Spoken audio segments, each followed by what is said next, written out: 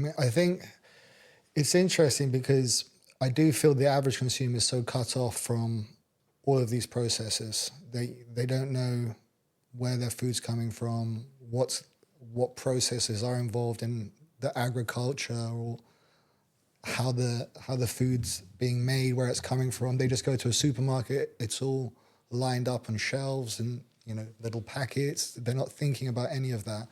And do you think that's one of the problems, that the average person has no idea about where it's coming, like how their food's being made, and then and also that these practices, all the traditional practices, and the damage they're causing, and then how that could then affect them and climate change and their nutrition and their sickness or health? I think this is one of the great enlightenment periods for this, whether it's the farmer, whether it's the food corporate, whether it's anyone in the supply chain, whether it's the consumer or the retailer or the marketer, anyone in production. All of these areas are either being taken up by pressures from legislation or consumer demand, or they're being taken up by science, frankly, and creating these great opportunities for technology to come in and begin to show some light. But I would say on the consumer front at the moment, the UK is impressive in that, in terms of trying to become more agroecological, we're pioneering in terms of things like ELMS, the Environmental Land Management Scheme program that the Conservatives put into place, that Labour are now beginning to push through, or in terms of our woodland carbon code or our peatland carbon code. These are ever evolving, definitely not by any means fully fledged, correct, context suitable for wherever you are, but they are leading. And the UK perhaps doesn't make as much of a noise about regeneration as the US does to a consumer, where you will begin to see it on more products. More packaged, like a label.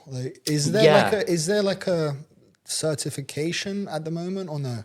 Regenerative organic certification. Yeah, in America they have, I think, a couple of upcoming. Because I would imagine regenerative agriculture involves a bunch of things you need to implement. It's not just, and it's ever growing. I mean, that's why you guys are in the space. There's all different companies, all doing different, contributing to different aspects of it. And it's like... It's got levels to it. Yeah. One analogy, it's like, if I've used this analogy before, I don't know whether people like it, but in mixed martial arts, when they first started the UFC, you might call that level 1, and maybe we're at level 3 or 4 now in terms of the sophistication of the athletes and the roundedness of their skill sets. Regenerative farming is not massively dissimilar, i.e. you can get to level 1, and there's a lot of farmers in the UK that are dabbling with level 1, but there's very few elite farmers that have been doing this for decades and have integrated an entirely holistic approach to how they manage not just the health of the farm from an ecological standpoint, but the health of their business. Sure. So regenerative farming at its best is much more abundant, much more profitable, and much more fun.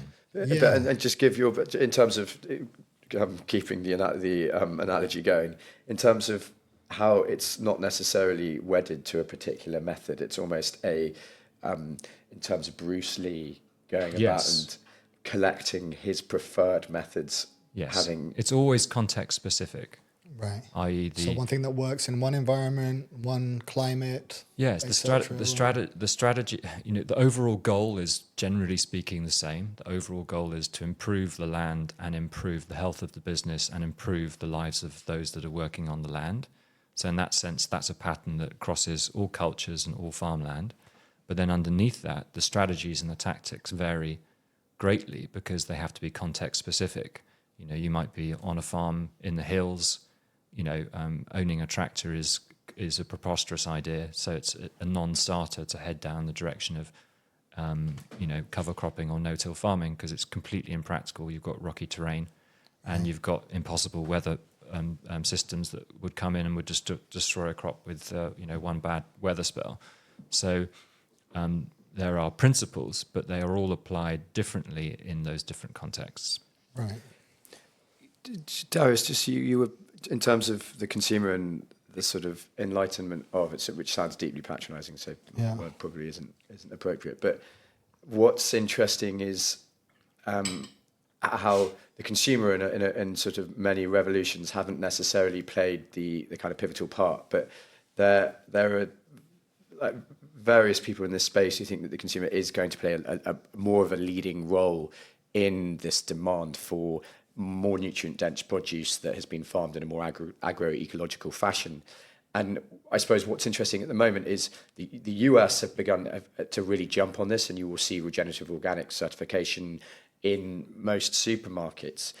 In the UK, we've had Waitrose were the first supermarket to come out and say that all their meat and dairy is going to be regeneratively grown by 2030.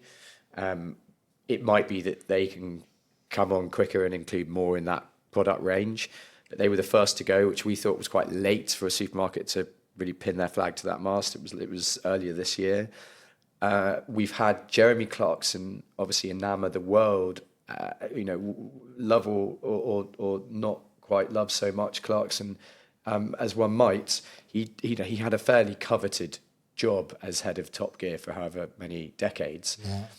For him to sit around a fire with his farm manager and his farm team at the end of that first series and say, "This is hands down the most satisfied that I've ever been," was pretty stirring. And with 15 million followers, it's created a groundswell that has managed to engage a younger audience, which has been part of this issue.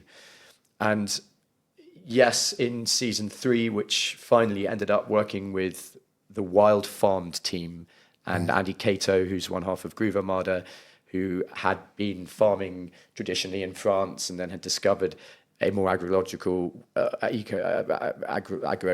way of farming and produced some wonderful wheat doing it, and then came back here and prescribes a process to farmers to produce wheat, which he then buys at a premium and puts into the Wild Farm flour. They now have their own brand, sell through Waitrose, and they market to the consumer very well. What I'm trying to show is that there's this ever increasing tide of consumer, I'd say, marketing education that's going on, which is very much only going to increase. And the final piece to this is someone like Chris Van Tulleken, who has a very famous children's channel. He's called Dr. Chris. He has a thing called Operation Ouch. He produces an enormous amount of television, very simply looking at ultra-processed foods and how they can convince the average person that they might be eating something fairly healthy in the form of perhaps a nutrient bar that you might have as a snack after breakfast. What perhaps high glyphosate content can do to you, what he calls empty calories, which are usually very soft, high calorific foods that are essentially nutritionally void, do to the human body and human brain over a period of time via ultra-processed formulation. And then sort of fairly subtly what is true in the opposite sense, where if one were to eat whole foods that have come from soils that have some health in them, how our bodily processes are able to thrive. Yeah. I mean, that's a huge thing. I think labeling and there's this app, Yuka app, which you can scan any barcode and it will tell you, it will give a score of out of 100 how healthy it is. And it's quite surprising. I've been using it and now there's a lot of foods which is even kind of marketing it on the packet as like some healthy thing. It's got mango in it, it's got this, whatever, but then it's got a really low score on that because of all the other stuff they put in. All the like stuff that keeps it together, gives it a good mouth feel, allows it to be transported and kept on shelves, etc. It's very insidious. Yeah. Most things are now have a health claim on them. Right. It's anyway. I think at some point the regulators have to they have to find some courage to actually draw some lines in the sand about how things are marketed to consumers.